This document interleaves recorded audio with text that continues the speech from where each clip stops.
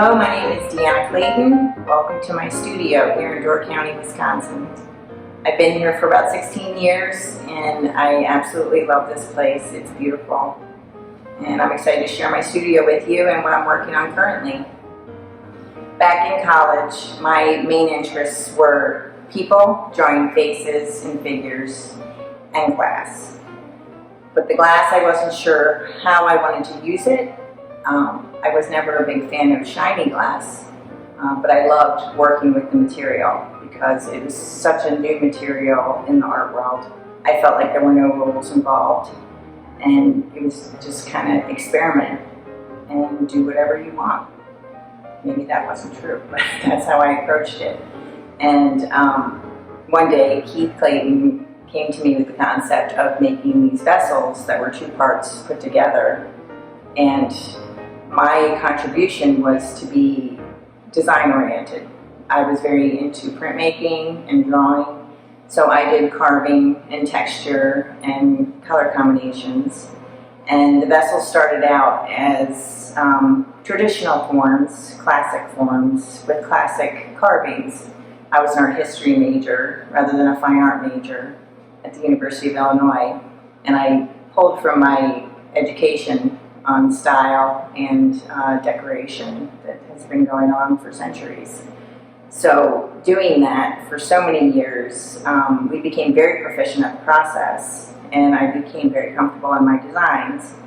And with that education, you're able to experiment. Once you've learned the basics and have it down pat, then you can really explore a technique. So the forms became more organic, more sculptural, and my designs were more independent, coming from my own head. And eventually, I had a very good run-in with the Orchid Man, who walked into my studio one day with a shiny roll of copper mesh that looked like this. And I think I scared him a little because I was very excited and asked for a piece. And he said, "Just take the whole roll, lady." And this is actually used to keep mice out of buildings. They stuff it in holes because they don't like to claw on it. But copper is compatible with glass, and I knew that. And I've always used netting textures in my designs, and I thought I could incorporate this as an aesthetic element. And over the years, it has become a structural element as well, because I've learned that with combining it with electroplating, it gives it structural integrity. So the pieces not only have copper mesh in the glass, but I'm also adding copper mesh onto the glass, which has led to my newest work, which allows me to combine everything I love, which is people and pet de bear. They say when you lose somebody close to you that it can bring back an activity that you have left behind. And when my father passed away, I found myself with a lump of clay creating a head.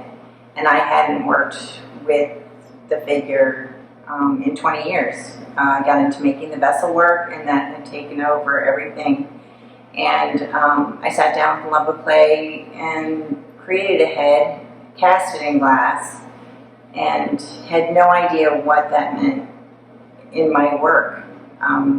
Heads aren't what I was doing, but obviously it was important to me. So I started out with these large castings that I electroplated with copper, and they're beautiful, but they don't use the pet de bear, which the pet de bear is my language. It's what I'm really passionate about.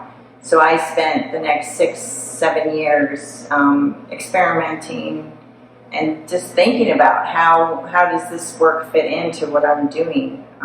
What does the head mean to me in my work? And combining the copper mesh with the pet de bear pieces makes them strong enough to be able to hold a casting, which has been the new work I'm making that I'm very excited about. So the head started out as a mourning process, getting through the death of my dad, and therefore there was a heaviness to them, a sadness, which was intended. But after a while, I wanted them to change and not be so heavy and sad. And bringing in the Pâte de Verre brings in color and gesture and a different feel.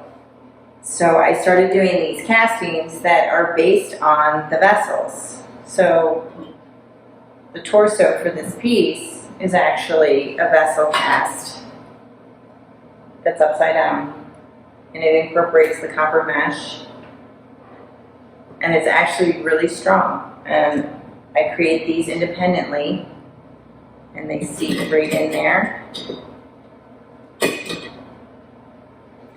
And this piece is still being fitted, but you get the idea of how beautiful the combination is of the two types of casting. And this is the copper mesh that I use in the glass, and I'm going to use that copper mesh to actually solder all these individual castings onto her head. And one of these pieces ends up being about 37 glass castings that are combined to create this sculpture. And it totally gets away from the sad, heavy look and becomes light and colorful. And I'm like baking cookies here. I'm just going to decorate these. Marzipan. It's even a baking name, marzipan. I just want that to go in the lowest parts so that it's on the tips of the casting. So most of your time is spent creating your forms and creating your molds. And the glass part is actually quite short comparatively.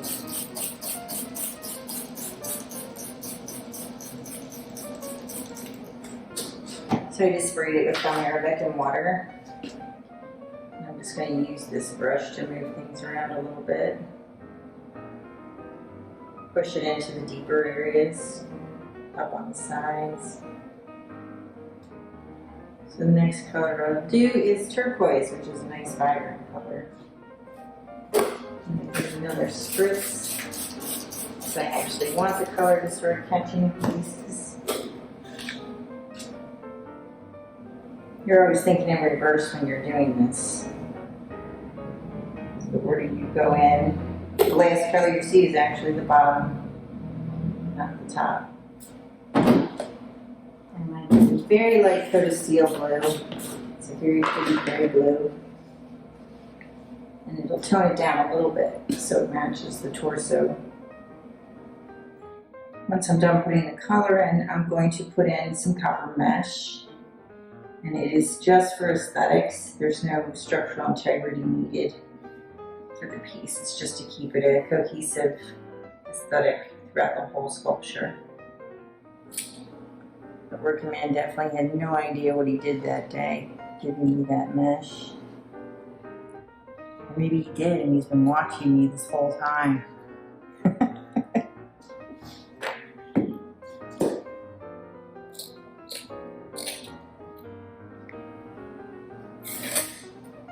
This is a size 2 frit mixed with gum arabic and water. It is what gives the piece a little sustenance, so it's strong enough to be an independent casting on the head.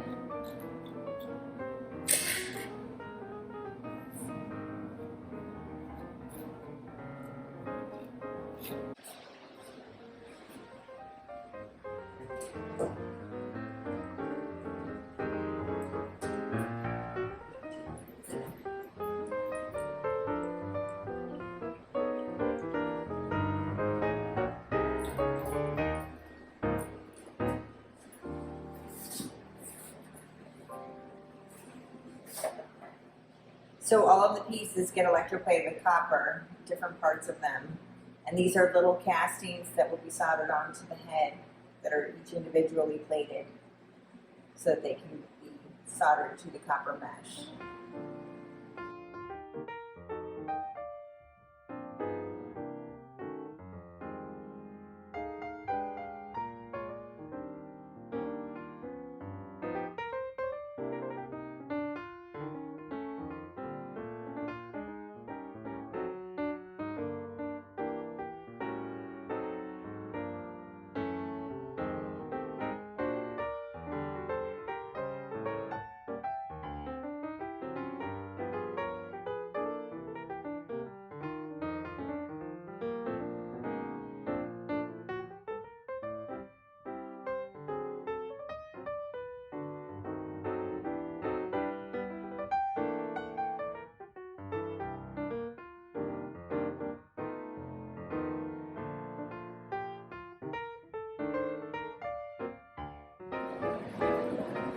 So each piece, each casting is soldered on individually to create her headpiece.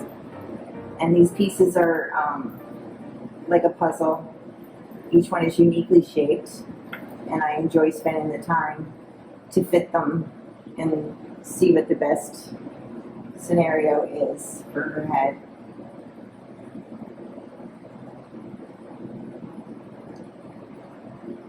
You can see I'm using the copper mesh that I incorporated in the piece as the basis for this. And once all these pieces are soldered on, then this headpiece can be taken off like a hat and put into my electroplater and built up and made it into one piece. All the solder joints would be electroplated over with copper, and it becomes strong.